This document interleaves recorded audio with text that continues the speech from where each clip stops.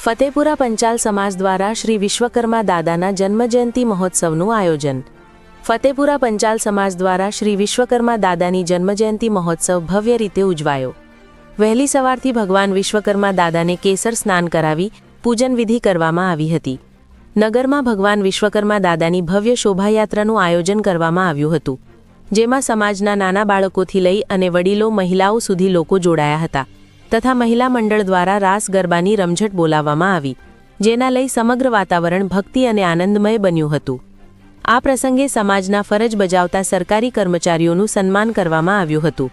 ત્યારબાદ સમાજના પંચ ટ્રસ્ટ તથા પંચાલ નવયુવક મંડળના સભ્યો દ્વારા પ્રાસંગિક પ્રવચનો આપવામાં આવ્યા।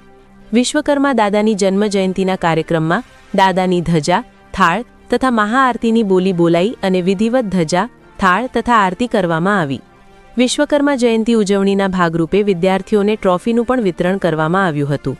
કાર્યક્રમના અંતે મહાપ્રસાદનું આયોજન કરવામાં આવ્યું હતું। સમાજના તમામ નાના મોટા બાળકો વડીલોએ પ્રસાદી લઈ ધન્યતા અનુભવી હતી।